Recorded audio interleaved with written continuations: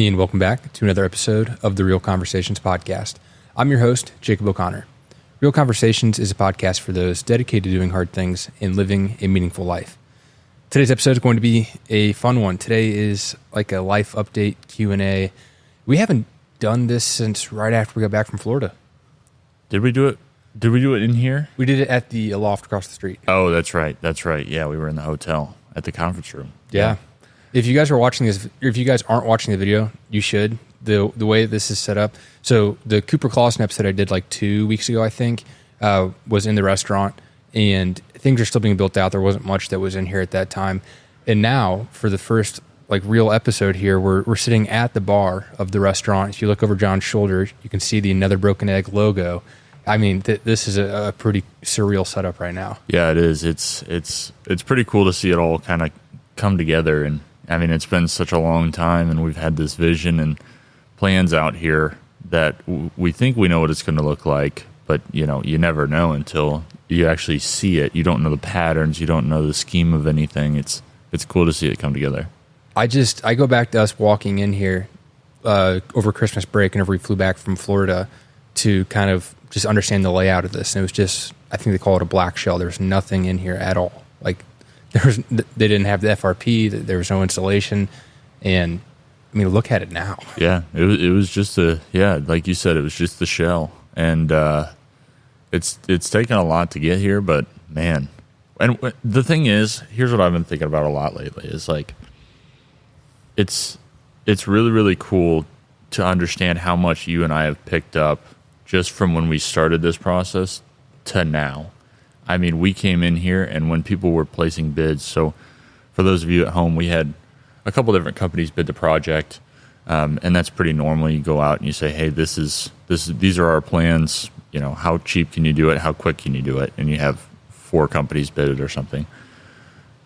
Those people coming out and starting to talk about the project, ask questions, things like that, I was a little terrified because it was, they started asking questions, and it was a situation where we were like, yeah, we're going to have to get back to you on that because we don't know these acronyms. We don't know what's going on with the walls or conduits or different things like that. And I feel like now I am so much more comfortable talking to anybody about the project and being able to say, I don't know what that is. Can you explain that to me and stuff like that? I love it. I think it's a testament to the amount of questions you and I asked because we didn't know what was going on, so we had to just kind of figure it out on our own. But yeah. I mean, there's still plenty of things where I have to think about it for a bit, but I think it's all of the contextual information too, because now like people say stuff and we can start to grab onto the little pieces we have picked up and then paint a picture based off that, and we can usually figure out what they're talking about just based off the context clues that we've learned. Yeah. That is so helpful that we at least have like a little foundation or baseline. For sure. Yeah, but I mean, I feel like we've learned so much. Yeah. It's just so much information that we've been able to just pull our way, and it's really cool. I agree with you. Oh, this is John Peterson, by the way. If you're watching, you obviously know that. I'll probably put like your name in it or something in the title, but yeah, this is John joining us. That is me. Back again. You were here for a long streak, like almost every episode for probably about a year, and then things got busy, and Now it's more that you come on as a guest. It used to be you were more of a co-host, but now it's like when John's here, it's like it's an event, like he's on the pod today. Oh, I don't know about that, but yeah, it was fun. We did do it for a while. A lot of episodes over downtown Wichita. Yeah, well, that, and then in Florida too. I was in a lot of Florida episodes as well. That is true. So yeah, it was fun. We had a good time. We did, in fact. But let's get to the meat of it here. People submitted questions. They want to know what we're thinking about stuff. If you guys want to submit questions for like a future episode, if you want to just send them now, honestly, I can just collect them for the next time we do an episode. But what I usually do is a couple days before John and I record like a Q&A life update episode, I post on my Instagram story. It just says like, ask me, and it's a little prompt to where you can put questions in there. And usually I'll say something about, hey, we're doing an episode. Ask us any questions you want, anything you're interested about. That's one of the things that's important, in my opinion. That's why, like, it's great to have guests on the podcast to have them share their knowledge. But with John and I going through such like an osmosis learning process right now, I've hit on this a lot. Like, I really want to make sure that I'm properly documenting the journey, both through the YouTube channel and the podcast. So I think that's the purpose of the Q&A episodes is for you guys to ask what questions behind the scenes that you want to know about, and hopefully we can kind of maybe help you guys on your journey or just share what we're learning at a minimum. Mm-hmm. But without further ado. Further ado. Goodness gracious. That was a tough one. That was a tough one.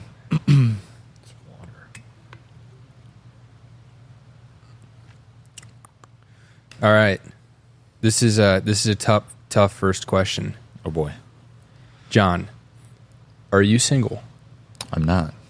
I am not. No, I have a girlfriend, Taylor Parks. Some of you may know, may not know, but she and I have been together for a long time. We go way back. Probably, 6 years now? Yeah, 2017. 7 years, something like that, man. Yeah, and she's wonderful. I don't know how much I should dive into her, but yeah, I am not single. Have a girlfriend, going strong with that, and shout out Taylor Parks. Did you ace that test because she was the one who asked that question? Good deal. Good deal. Well, I'm glad. Maybe I should have hyped her up a little bit more. I wanted to keep it a little low key. Dude, that's hilarious. That's so funny. It was literally her. That's so funny. I should have known too.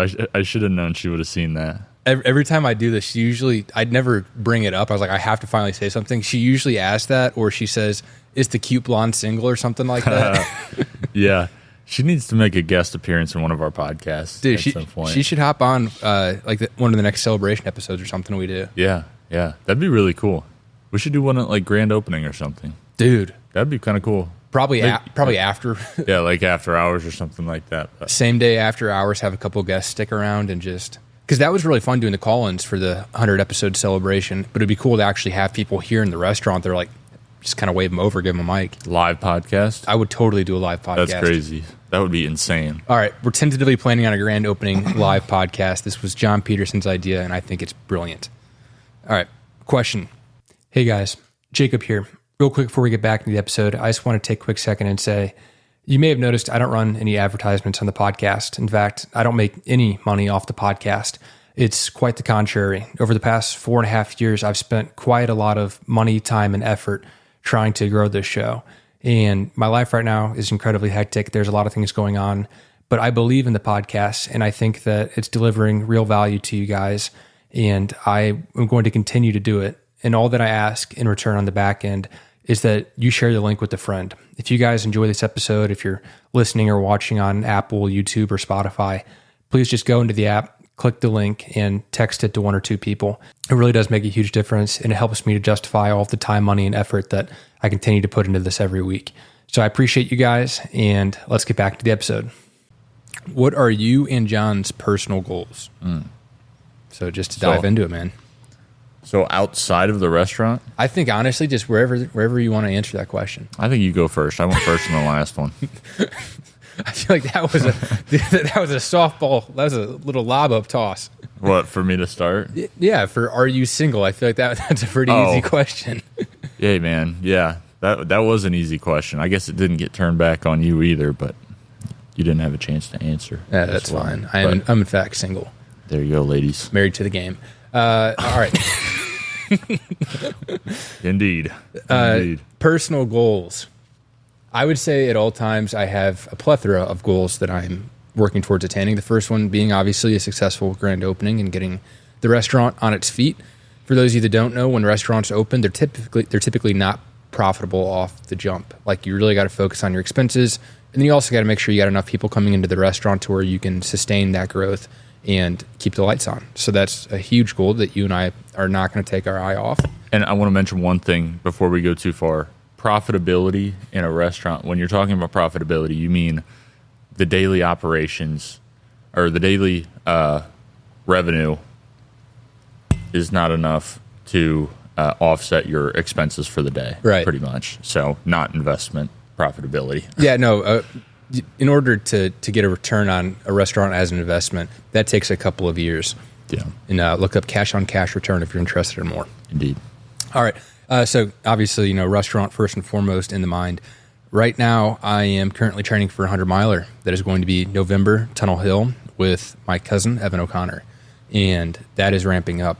It is absolutely brutal, but in a fun kind of way. I'm really enjoying how much I hate it. Yeah, it seems like it sucks, especially in the Kansas heat we've got going on with the wind and all the dust.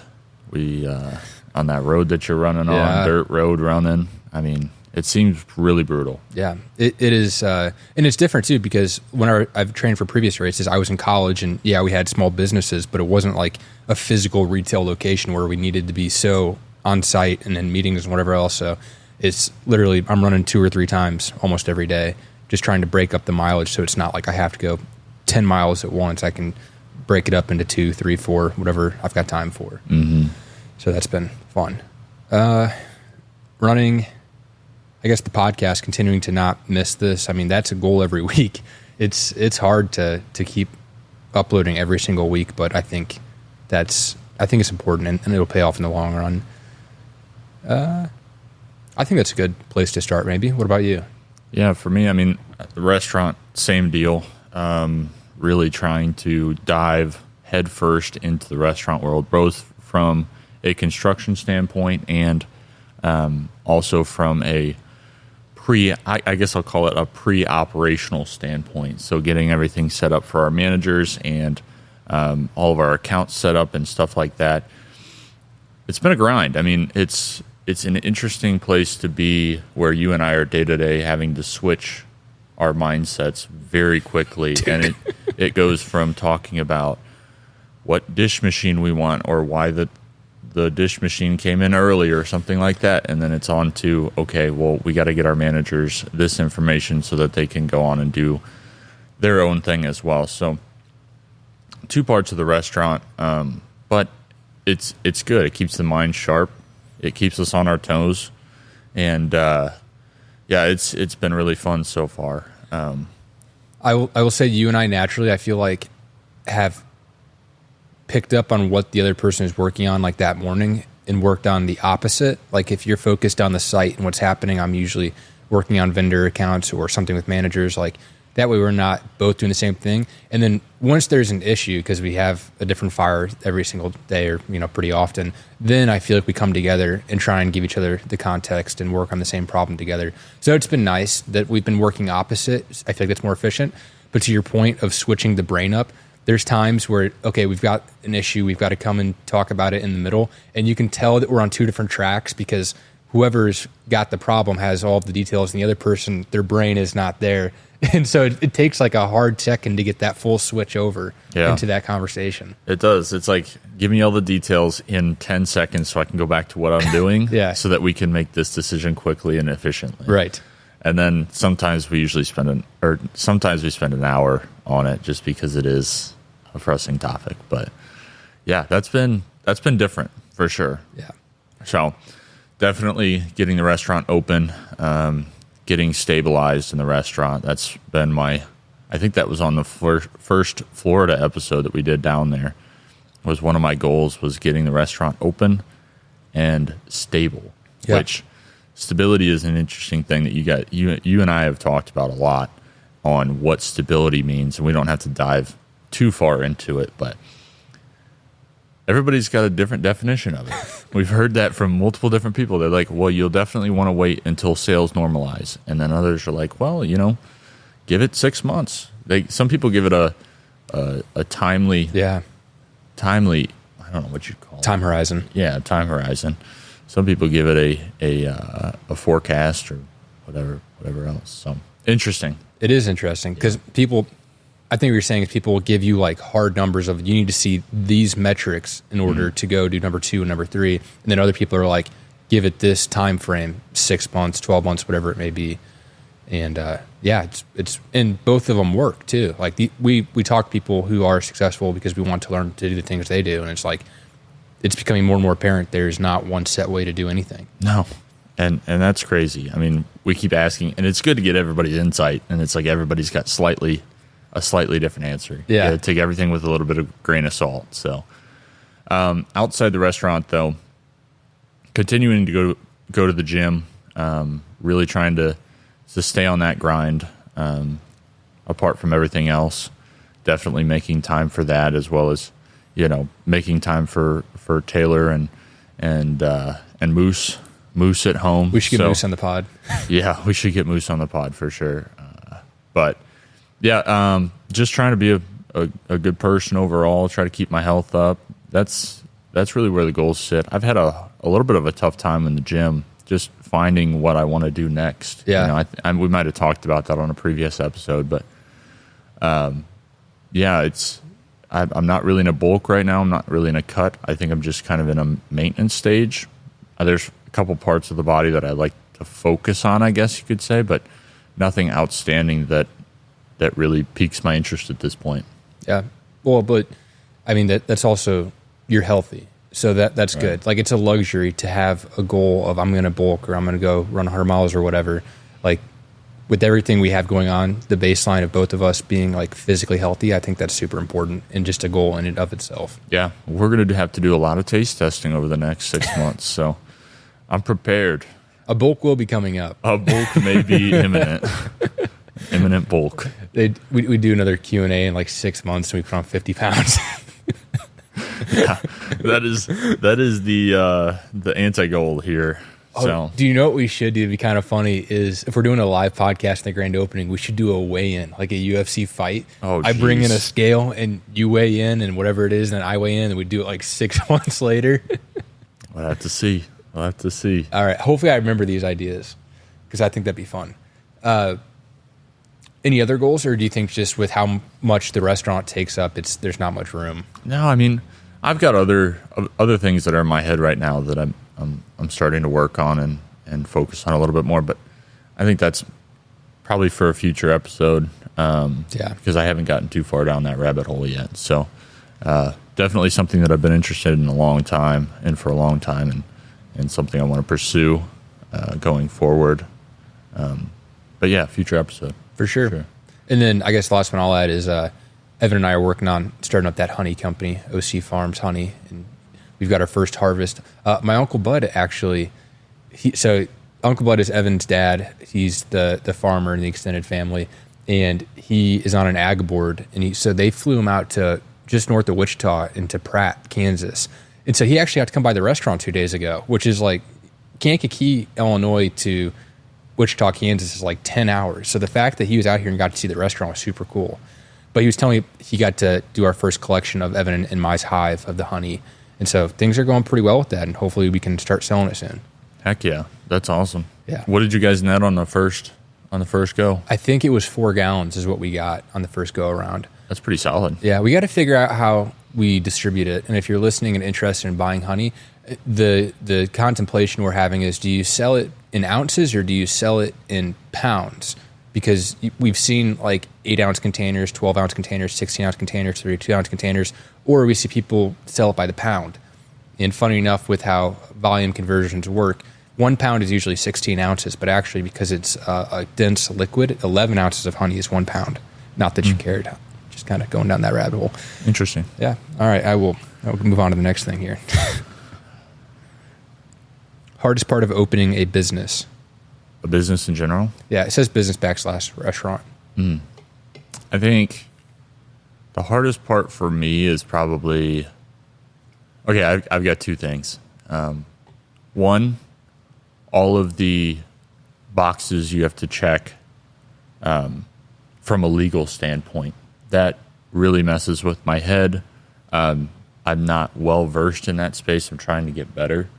But for me, having all of your filings, all of your business licenses, your ID numbers, your whatever else you have to have, and making sure that you're keeping track of all that and staying in compliance is probably top in my head, because it's one of those things where it's the government. So if you mess it up, they're coming for you. They're not going to let anything slide, which is good. But at the same time, there's not really a good...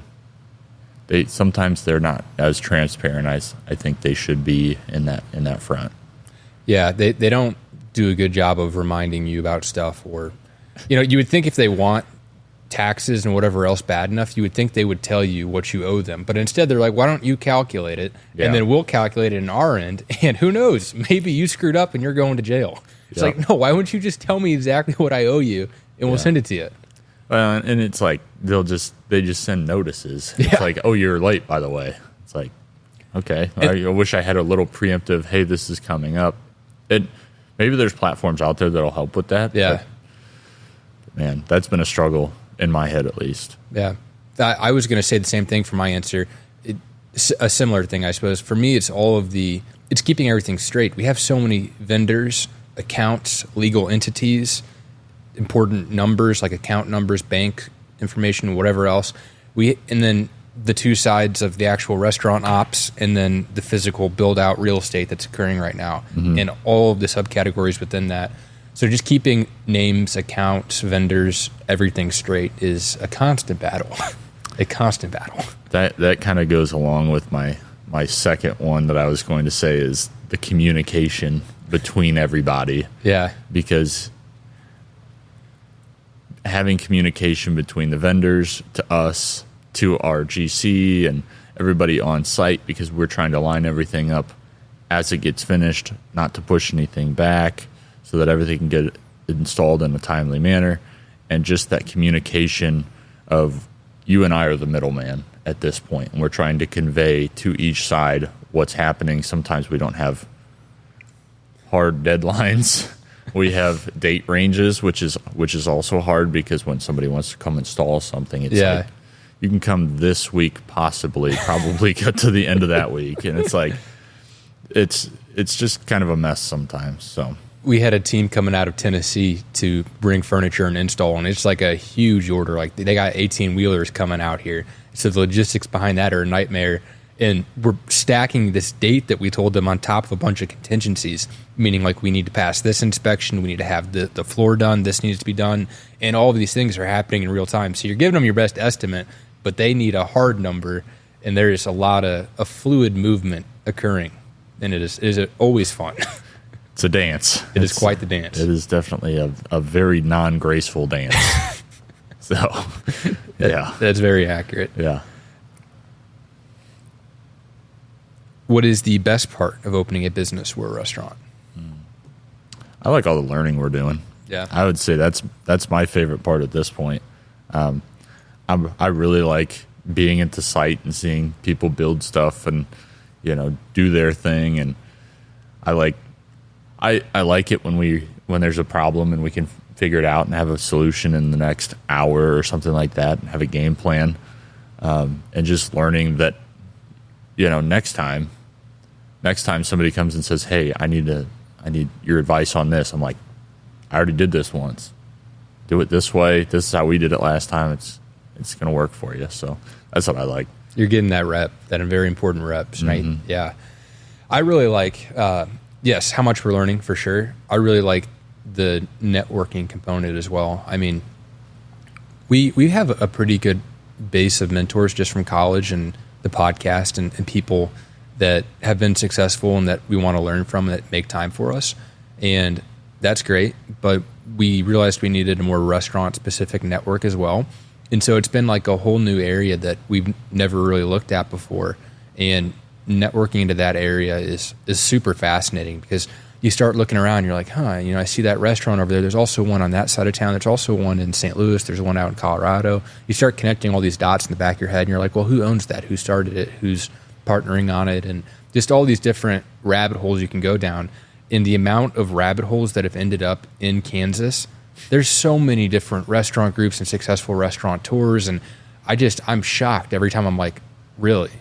They live here? And then we find a way to meet with them. Yeah. And it's so fun to meet with them because it's like you meet with them in person and they're not anything what you expected. No. Almost. No.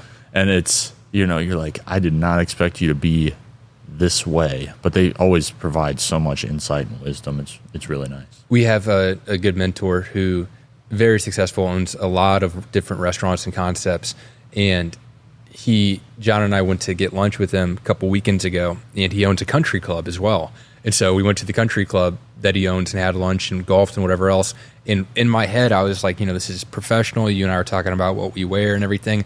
And we show up, and he was in shorts and a T-shirt and had just gotten out of the shower. He was like, yeah, I was working on the farm all day. He's got farmland as well that he's been doing some side projects with. And he was just like, yeah, I'm just running back and forth. And he was just in T-shirt and shorts.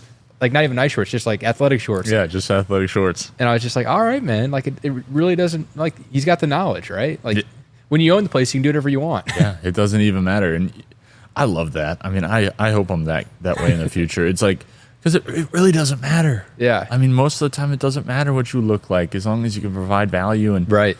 And, you obviously don't want to look like a slob, but, why does it matter if I'm in slacks and a, button-up shirt and long sleeves and stuff like that, or a suit jacket? Like, if I could provide value and talk to people in a respectful manner. I feel like you can do that when you're past the stage of needing or caring about first impressions. Like with you and I right now trying to build a relationship, we want to present ourselves well, and we want to make sure that we look cleaned up and professional and make an effort, because that's the first judgment that they're going to have on us. And this is our first restaurant. Like, we've got no prior back cornerstone or anything like that we can point to and say, that's our first impression is the work we've done. So right now it's like, I want to make sure that we look good. But then someone like him that we met with, he's like, I don't care about your first impression. If you want advice from me, like, I've earned this. Look at my portfolio and what I've done. It doesn't matter what I wear. And I think that's so cool. Yeah. That is a good distinction. I didn't even think about it like that. So that's a good way to think of it. It's interesting. All right, continuing on. What has been your biggest sacrifice to do what you do? Biggest sacrifice to do what we do. So, like, restaurant-wise? It's pretty general. I think just like maybe what do you feel like the sacrifice is of doing this compared to maybe an easier, more planned out life? Definitely two major ones that pop to my head right now. Like in the short term, monetary sacrifice. You and I both were lined up to do something different before this that would have paid a lot better in the short term. But we sacrificed that to come and search for this grander vision of what we could achieve. And so definitely monetary sacrifice. But I think there's also a time aspect. I mean, you and I are both from St. Louis, and our families are back in St. Louis, and I know my family would love to have me there and hanging out on the weekends and stuff like that. But we're here in Wichita doing our thing, and they understand that. They really do. But that's a big thing for me, is like, family's very important. They're the backbone, and so to be so far away from them, it is hard sometimes. But it's a good sacrifice, and a sacrifice that hopefully ends back that direction. Yeah, I agree with that. For me, the biggest one is family by far. It's interesting because I'm the youngest of four kids, and so they all went to college and kind of were just getting started in their career in life, which is the stage that I'm in right now. And they were doing that while I was in high school and whatever else. And so that was just kind of life, was everyone's got to start charting their own path and kind of laying the groundwork for whatever it is they're going to do. And with me being the youngest, I'm lagging behind, and I'm just now hitting that phase. All of my siblings are entering into this really cool new time in their lives where they're all consolidating into the St. Louis area. They all are married and having kids. And so my parents have grandkids, and they're becoming grandparents. And like, it's this whole new, there was like a 5 or 6 or 7 year period where everyone was just figuring out, what are we doing as individuals? And they had that time to themselves. And us as a family, like, we all cared about each other, but we didn't make the extra effort to all see each other or spend that much time together. And now that everyone's having kids and kind of settling down in that realm, they're spending so much time together. Yeah. And it's like, I've never seen this aspect of my family. Like, we grew up together and we were tight, but now it's so cool. Like, you see your sibling, and it's like, you're not just the person I grew up with, but you've also created this whole new life, and that's really cool. And I want to learn more about that and learn more about you. And it's really special and cool, but it kind of sucks that I was at the end of that. And so now in this time where I'm trying to take a little bit of that period for myself to lay some groundwork is when everyone is connecting together the most. And so I'm doing the best I can and making the most effort I can to be there physically, travel and connect with them during that really cool period. But it does kind of suck that I'm missing some of those moments and times. Yeah, for sure. For sure. And I know how hard that's been. I mean, you're traveling every weekend, hoping to get back whenever you can. Yeah. I mean, that's really hard. I'm in a little bit different situation. My family we don't have quite as much space, I don't think, in between us as you and your siblings do. So we're all in that same stage where, unfortunately for my parents, my siblings are all over the place. Yeah. So Olivia's up by Chicago, and Macy's out in Iowa, and I'm out here, and so I think that leaves them on an island a little bit. But yeah, definitely want to make it back that direction at some point. Yeah, if we could get some restaurants in St. Louis, man. Yeah, for sure. Any other sacrifices besides time and money? And I guess the family component goes into the time category. I mean, I want to say social life, which I think is true in some aspects, but I feel like when I think about our social life, our social lives, I guess I should say, at least personally, I feel like mine has shifted a lot from when I was in college, it's just weird.